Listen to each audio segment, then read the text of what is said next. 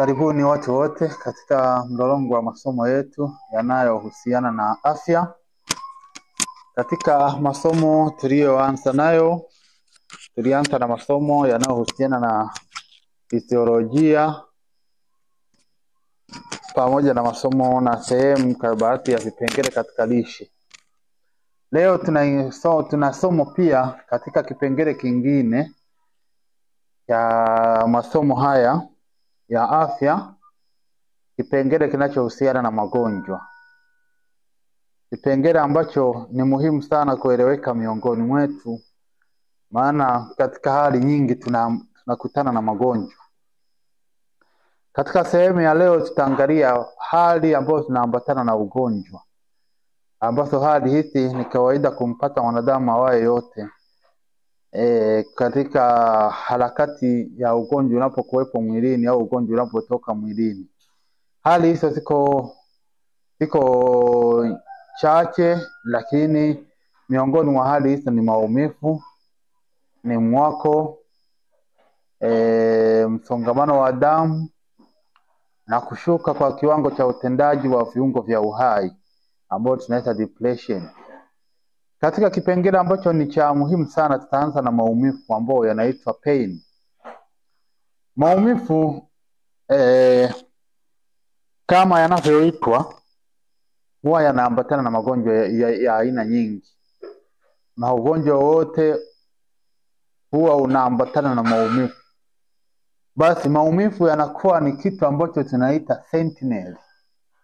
Sentinel maana yake ni kitu kinachotoa taarifa na kuonya. Kwa hiyo maumivu yanasimama kama kuashiria hali, kukuonya wewe katika mwili wako kwamba kuna shida kwenye kiungo fulani. Ukijikwarusa, ukila kitu kibaya unasikia kuumia au unasikia maumivu.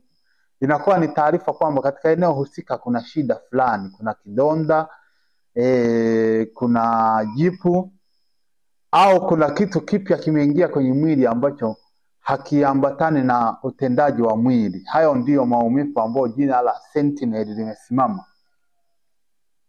Maumivu yamegawanyika katika sehemu kuu 3 au 4. Ya maumivu, yapo maumivu ambayo yanatokana na mwako ambao ni inflammatory pain. Yapo maumivu yanayotokana na kuumisa sehemu au tunasema irritative pain. Yapo maumivu ambayo sehemu iliyoathirika ni sehemu nyingine, ila maumivu yanatokea sehemu nyingine. Mfano unaweza kama una shida kwenye ini, ila maumivu yakatokea sehemu nyingine, tunaita reflex pain. Na kuna maumivu mengine yanayotokea kwenye mishipa mikubwa ya fahamu ambayo tunasema maumivu yanayotokea kwenye mashina ya mishipa ya fahamu. Hayo ndo aina ya maumivu ambayo tunayo. Tukiangalia maumivu yanayotokana na mwako ambao ni inflammatory pain, maumivu haya mara nyingi huwa yanatofautiana kulingana na hali ya ugonjwa kwa eneo husika. Maumivu ambayo yanatokana na mwako yanabadilika kulingana na eneo, yanatofautiana. Anasema maumivu kwa upande mwingine huwa ya haraka na ya kuchoma, kama kwenye maumivu kwenye utando unaotenganisha kati ya mbavu na mapafu, ambao tunaita pylorus. Haya maumivu huwa wakati mwingine yanakuwa ni ya kuchoma, wakati mwingine huwa ya maumivu haya yanakuwa ni ya kugonga, kana kwamba kuna kitu sehemu ile kimeingia, labda kuna mnyoo au kuna funza. Unakuta maumivu ni ya kugonga kama vile ukiwa na jipu. Wakati mwingine maumivu yanayotokana na inflammation au mwako yanakuwa yametulia, huku hali ya mwako ikiwa inaendelea kwenye mwili. Kwa sifa ya maumivu haya kwanza huwa yanakuwa hayana uwiano kwamba yana kiwango hiki. Halafu pia huwa ni hali ya kuchoma, yanakuwa ni ya kugonga. Mfano ukiwa unaumwa jino, unaumwa jipu, maumivu yanakuwa ni ya kugonga.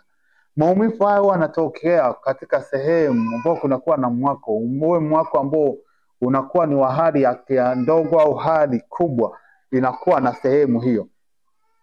Kuna maumivu mengine ambayo ni maumivu kwa ajili ya kuumizwa au maumivu yanayotokana baada ya kuguswa na kitu fulani, kiwe kikemikali au kitu fulani moja kwa moja kimekugusa, ambayo tunaita irritative pain.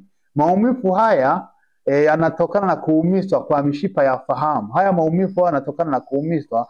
Unapoumiza mishipa ya fahamu, haya maumivu yanatokea. Itokee labda umepigwa fimbo, hayo maumivu mnayoyapata ni irritative, ambayo ni tunasema ni mechanical irritation. Maana yake kwamba kitu kimekugusa ambacho ni kitu moja kwa moja, au wakati mwingine ukiwekewa labda tindikali unajisikia maumivu, au ukiwekewa vitu vinavyowashwa kama upupu unajisikia maumivu. Ile tunasema chemical irritation. Maana yake maumivu yanayotokana na kitu fulani kukugusa, iwe kemikali au kiwe kitu chenyewe, hayo ndio tunaita irritative pain. Anasema maumivu haya yanaweza kusababishwa na kemikali au vitu kama mawe, miti na vitu vyenye ncha kali, mfano chomwe na sindano. Maumivu haya yanatofautiana na maumivu ya mwako, ambapo maumivu ya mwako inakuwa na maambukizi, lakini haya hakuna maambukizi, mabali kitu kilichokugusa moja kwa moja ndicho kilichopelekea maumivu, kwa sababu kimeumiza mishipa ya fahamu, na mishipa ya fahamu ipo imeenea kwenye maeneo mengi, na mishipa ya hisia ile inayochukua hisia au irritability au sensitivity ndio inaweza kubaini, tunasema pain receptor. Kwenye mwili kuna vitu ambavyo vinaweza pain receptor, vinachochukua taarifa ya kitu chochote kinachogusa kwenye mwili na kuleta hali na kuleta maumivu. Kuna maumivu yanayotokana na uhusiano wa sehemu husika ya mwili, ambao tunasema reflex pain. Haya ni maumivu ambayo hutokea kwa sababu kuna uhusiano kutoka kwenye chanzo husika cha mwili. Hapa tuna maumivu kama aina fulani za kuumwa kichwa, maumivu ya mshipa ya fahamu. Kwenye reflex pain au maumivu yanayotokana na uhusiano wa sehemu fulani ya mwili, hapa tunaweka maumivu kuumwa kichwa miongoni mwa maumivu ambayo tunasema reflex pain. Tunaweka pia na kuumwa kwa mishipa ya fahamu ambayo tunasema neuralgia. Hapa ndipo yanakaa reflex pain. Mfano wa maumivu yanayotokana na sympathetic headache, kichwa ambacho kinaumwa kwa sababu kuna shida kwenye mfumo, kwenye sehemu fulani ya mfumo, labda kuna shida kwenye ini, mtu anaumwa kichwa. Hayo ndio tunasema reflex pain. Maana yake kwamba shida haipo kwenye kichwa, ila shida ipo kwenye ini, ila kuna muungano kati ya kichwa na ini, au shida ikiwa kwenye tumbo, kwenye bilious headache. Inapokuwa shida kwenye tumbo, kichwa kinauma, sio kwamba kichwa ndio chenye shida, bali ni tumbo ndilo lenye shida. Kwa hiyo maumivu ya aina hii kuna hitaji elimu sahihi ya kuweza kuyabainisha kwamba hivi ni tibu kichwa, ni tibu tumbo, au ni tibu ini, au ni tibu sehemu ipi. Kwa maumivu mfano ya haya tutakuja tuangalie kwenye sehemu ya maumivu kuumwa kichwa na kwenye sehemu ya maumivu ya mshipa ya fahamu kama vipengele vinavyojitegemea. Kuna maumivu mengine yanayotokana kwenye mashina ya mishipa ya fahamu, au tunasema nervous plexus, ambao pale ambapo kunakuwa na shina la mshipa wa fahamu linapokuwa kunatokea shida, kunatokea maumivu. Baada ya kuangalia utangulizi wa maumivu, tuangalie nini kinacholeta maumivu kwenye mwili wa mwanadamu. Nini shida? Kwa sababu maumivu hayawezi yakaja pasipo shida. Anasema kwanza kinacholeta shida ni kutotumia viungo.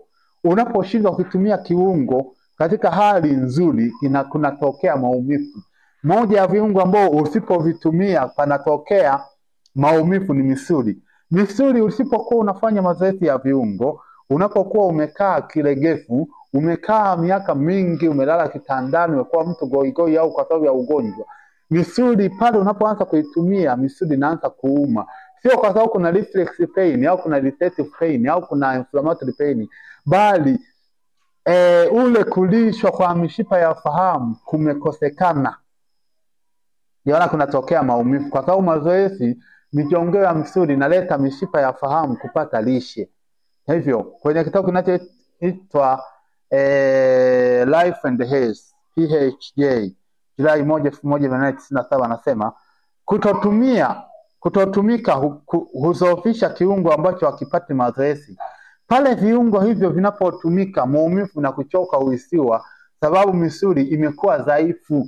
Pale ambapo misuli haujaitumia inapata unapokuja kuitumia, maumivu yanatokea ni kwa sababu hujaitumia kwa muda fulani na haijaleweza kuleta uwiano mzuri kati ya lishe na kile kiungo.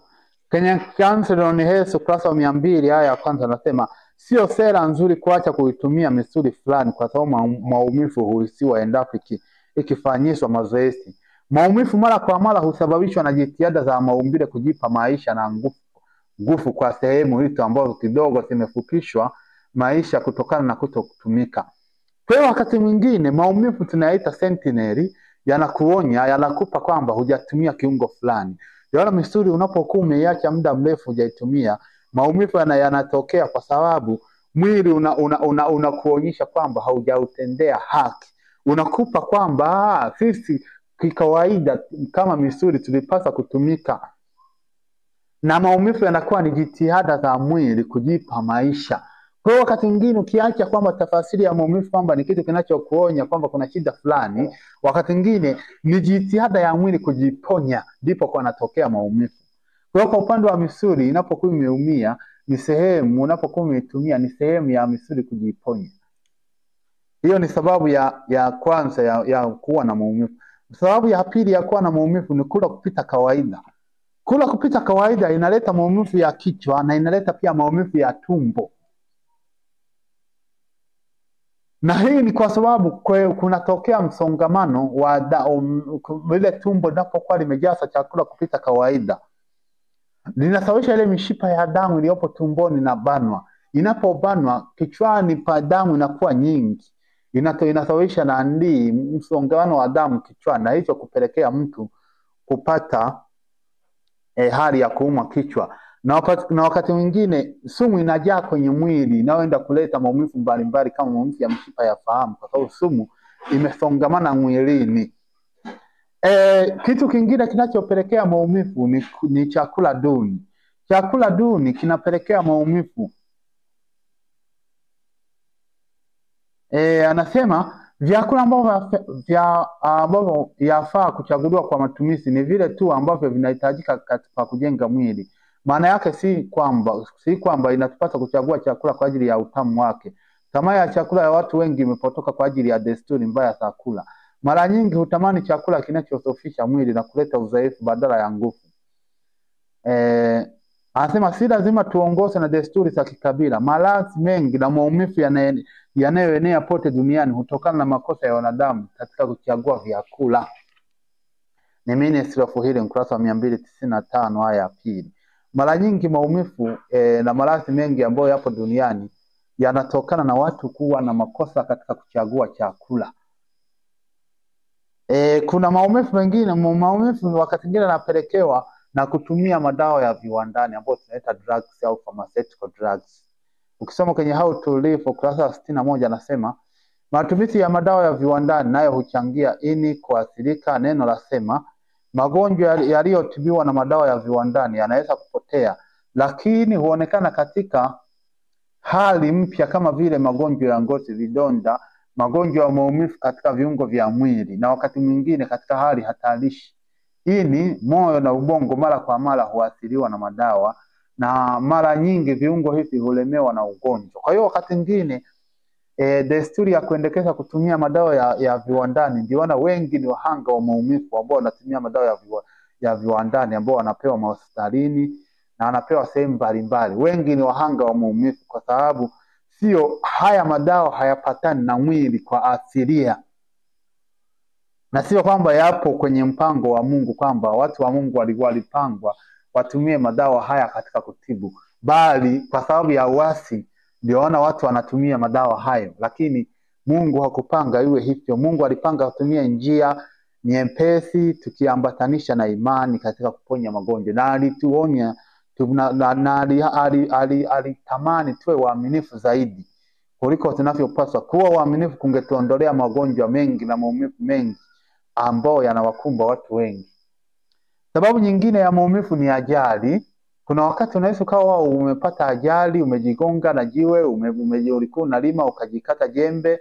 Wakati mwingine ukiwa unasafiri ukapata ajali, kunatokea maumivu kwa sababu unaweza kuwa umeumiza mishipa ya fahamu, ukawa umeumiza viungo muhimu. Kwa hiyo panatokea hali hiyo ya maumivu. Baada ya kuona sababu kuu za maumivu, tuangalie kwa ufupi, tuangalie kutibu maumivu. Na yatibuje maumivu yanayokupata? Nini tiba ya maumivu? Unaweza ukapata nyumbani, ukapata ajali, ukapata mwako, ukawa na maumivu yale ambayo yanakuwa na mwambatano na sehemu husika ya mwili. Kwanza katika kuponya maumivu, kanuni ya kwanza inayopaswa kuzingatiwa ni kuondoa chanzo cha yale maumivu. Kama umekula kupita kiasi, acha kula kupita kiasi. Kama umevaa isivyostahili, acha kuvaa isivyostahili. Kama kuna kitu kinakugonga au kitu kinakuwasha, ondoka sehemu hiyo. Kama hujaoga muda mrefu, oga. Hiyo ndo njia ya kwanza, kuondoa maumivu kwa kuondoa chanzo husika cha maumivu. Tuangalie namna ya kuponya maumivu. Kuna matumizi ya baridi na matumizi ya moto. Kwa upande wa maji, matumizi ya baridi yana matokeo makubwa katika kuleta matibabu ya ajabu kwa maumivu yanayosababishwa na msongamano wa damu kwa muda mfupi na mwako. Wakati mwingine baridi inatumika kutibu maumivu yanayotokana na msongamano wa damu ambao tunasema active congestion, na mwako ambao tunasema acute inflammation. Panapotokea na msongamano wa damu, manake damu kuna sehemu ipo nyingi. Hii huwa inatibu sana, mfano maumivu ya kichwa. Maumivu ya kichwa mara nyingi huwa yanaponywa kwa kutumia baridi, maji ya baridi au barafu. Unapotumia maji ya baridi au barafu, wakati mwingine kwenye maumivu unapokiogesha kichwa cha mgonjwa na maji ya baridi, unaleta kuifanya mishipa ya damu isinyae, na hivyo kuto kuruhusu damu nyingi zaidi kuweza kusongamana kwenye kichwa na kusababisha maumivu. Maumivu ambayo kunakuwa na joto kubwa pia yanatibiwa kwa kutumia maji ya baridi au barafu. Kuna baadhi ya maumivu ya mishipa ya fahamu ambayo tunaita milagilia, huponywa kwa ukanda kwa kutumia baridi. Tiba bora ya kuponya majipu kwenye mkono feloni ni kuzamisha mkono kwenye maji ya baridi. Kwa wakati mwingine baridi inatumika kwenye maumivu ambao sehemu yenye maumivu inakuwa na joto kubwa, mfano kwenye msongamano wa damu. Unaweza kukuta sehemu, unapoona sehemu ambapo maumivu yalipo kuna joto kubwa, hivyo unaweza kushauriwa utumie barafu au utumie maji ya baridi kuweza kuponya yale maumivu. Na hivyo unaweza kupata ufanisi mzuri na ufanisi ulio bora kwa kutibu na kwa namna hiyo. Wakati mwingine matumizi ya joto yanaleta matokeo mazuri sana. Matumizi ya joto unaweza kuwa ni fermentation, kukaa kwenye maji ya moto, kujipulizia maji ya moto, kujikanda maji ya moto, au wakati mwingine kutumia chupa ya maji ya moto kwa kujikanda, au wakati mwingine kukanyaga kwenye tofali, au kujiwekea kitu chochote chenye joto, inatibu maumivu. Anasema maumivu yanayotokana na upungufu wa mzunguko wa damu huponywa kwa kutumia joto. Pale panapotokea kunakuwa na upungufu wa mzunguko wa damu, kama maumivu kwamba miguu labda inaumia kwa kukosa damu, imepigwa na baridi muda mrefu, kuweka miguu kwenye maji itaponya maumivu ya miguu. Maumivu ya kiuno ambao huenda ni maumivu kwa sababu ya mishipa ya fahamu inaumia, au kwa sababu damu imesongamana kwenye kiuno, unakuta mtu anaumwa kiuno. Hayo yanaweza kuponywa kwa kukaa kwenye maji. Maumivu ya mgongo, wakati mwingine unafanya kazi kupita kiasi, yanaweza kuponywa kwa kutumia fermentation ya maji, fermentation ya moto kwenye mgongo. Unaandaa fermentation, unaandaa nguo zako, taulo, unaiweka kwenye maji, baadaye unaikamua, inakuwa na ule unyevu au inakuwa na ile joto, baadaye unaiweka juu ya mgongo wa mgonjwa, unaifunika tena na blanketi nyingine kuweka ili kuleta joto zaidi, na hivi inakuletea uponyaji wa mgongo kwa urahisi. Maumivu wakati mwingine ya tumbo yanaweza kuponywa kwa kuweka fermentation juu ya tumbo na matumbo. Maana yake unaandaa taulo yako, unaiweka kwenye maji ya moto, unaikamua, baadaye unailata juu ya tumbo na unaifunika na taulo jingine. Unapata uponyaji wa tumbo. Wakati mwingine maumivu ya kichwa yanaweza kuponywa pia kwa kutumia fermentation ya moto juu ya tumbo. Maumivu ya ini au bandama yanaweza kuponywa pia kwa kuweka fermentation juu ya bandama na ini, na hivyo kuleta uponyaji mzuri zaidi. Maumivu ya tumbo la uzazi au ovari huponywa kwa kupulizia maji ya moto sehemu ya uzazi, au wakati mwingine kukanda kwa maji ya moto kwenye mapaja inaleta uponyaji kwa maumivu ambao wengi wanasumbuliwa na maumivu ya tumbo la uzazi. Maumivu ya matumbo huponywa kwa kutumia fermentation ya moto au kuingiza maji ya moto sehemu ya haja kubwa. Wakati mwingine unapokuwa na maumivu ya matumbo ambao ni utumbo mwembamba na utumbo mpana, unaweza ukaponya kwa kuweka fermentation ya moto, au wakati mwingine kutumia enema au kuingiza maji ya moto sehemu ya haja kubwa, au wanaita watu njia ya bomba. Wakati mwingine maumivu makali ya kichwa kwa mkasa wa fahamu, nervous headache, huponywa kwa kumwagia maji kwa kumwagia kichwani maji baridi. Fermentation ya matumbo huponya maumivu ya kichwa yanayotokana na uhusiano wa viungo vingine au sympathetic pain. Maumivu ya baridi ya bisi, kiuno, maumivu ya mishipa ya fahamu au neuralgia, clodynia na pleurisy huponywa kwa ubora kwa kutumia joto. Unapokuwa na maumivu kwenye maungio, unaweza ukaponya kwa kuweka fermentation au kujifunga na kitu cha moto kwenye maungio, tunasema a heating complex. Wakati mwingine maumivu ya kiuno kama tulivyosema mwanzo kwamba unaweza kuyaponya kwa kujikanda na maji ya moto kiunoni au kukaa kwenye maji ya moto. Maumivu ya mishipa ya fahamu huponywa kwa urahisi kwa kuweka fermentation ya moto kwenye sehemu inapouma, au kujifunga kitu kilicholowanishwa kwenye maji kwa muda fulani sehemu inapouma. Inaweza ikawa ni shingoni, unajisikia maumivu ya ghafla, unaamka umeumwa, shingo imelalia vibaya, unakuta panauma. Kwa hiyo kujiwekea kitu cha maji ya moto kiwe unaweza kawa ni chupa ya maji ya moto au tofali au juu unalichemsha ukalifunga kwenye kitambaa ukajikanda, inaleta uponyaji. Ukiachana, anasema maumivu ya haja kubwa kama bawasiri huponywa kwa kukaa kwenye maji. Vile vile maumivu ya bawasiri huponywa kwa kukaa kwenye maji. Maumivu ya sikio na jino huponywa kwa kutumia joto. Maumivu ya vidonda, michubuo, wekundu wa mishipa ya damu, mvunjiko huponywa kwa kutumia joto. Kwa hiyo kwa kiwango hicho maji yanatumika kwa kiwango kikubwa kukupa matibabu ya maumivu. Vile vile njia nyingine ya kuponya maumivu huwa ni kuchua. Kuchua inaleta kuponya maumivu hasa yaliyotokana na msongamano wa damu na maumivu yanayotokana na shida ya mishipa ya fahamu. Hata wakati mwingine reflex pain, wale wanaotumia njia ya kutibu maumivu ya reflex au maumivu yanayotokana na uhusiano wa sehemu fulani, au wanatumia njia inaita reflexology, wamepata ubora wa tiba hizo. Maumivu ya baridi yanaweza matumizi ya baridi yanaweza kuponya shida za baridi ya bisi. Kutumia barafu huponya maumivu ya jino. Matumizi ya kichwa, maumivu ya kichwa kwa sababu ya msongamano wa damu huponywa kwa kukanda kichwa au nyuma ya shingo kwa kutumia barafu. Wakati mwingine maumivu ya kichwa ambayo yanasababishwa na msongamano wa damu naweza kuyaponya kwa kukanda nyuma ya shingo au nyuma ya shingo au kukanda kichwani kwa kutumia barafu. Inaleta mponyaji mzuri sana. Maumivu ya saratani, unatokea kuna saratani sehemu fulani kumevimba kinyama, au unakuta sehemu fulani miguu inaumwa kwa sababu ya saratani, huwa yanaponywa kwa kuweka sehemu inayoumwa ile iliyovimba au iliyojiotea, unaiweka kwenye baridi kali, labda kwenye freeze, tunasema kufanya freezing.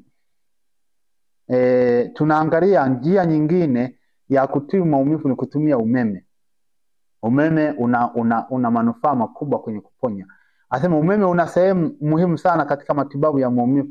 Mkondo wa galvanic una manufaa makubwa kuliko Faraday. Matumizi ya umeme hufaa kwa maumivu ambao asili yake sio mwako. Umeme unatibu maumivu ambao yanatokana sio kwa sababu ya kuwa na mwako au inflammation, bali yanakuwa ni maumivu labda kwa sababu ya mishipa ya fahamu, mfano maumivu ya mgongo, maumivu ya uti wa mgongo, maumivu ya kiuno yanatibiwa kwa njia ya kutumia umeme. Anasema Kama kanuni, ncha ya chanya au positive pole inatakiwa kuwekwa kwenye mwanzo wa maumivu. Huku ncha hasi inapaswa kuwekwa pale mishipa ya fahamu inapoanzia.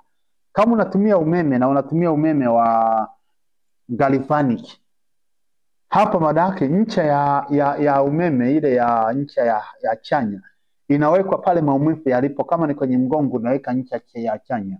Halafu ncha ya hasi inawekwa pale mishipa ya fahamu inapoanzia, kama ni kichwani au kama kwenye uti wa mgongo unaiweka. Hivi unaweza kuponyaji, unaratibu mkondo wa umeme kulingana na mgonjwa. Hivi unaweza ukaponya maumivu kwa kutumia umeme.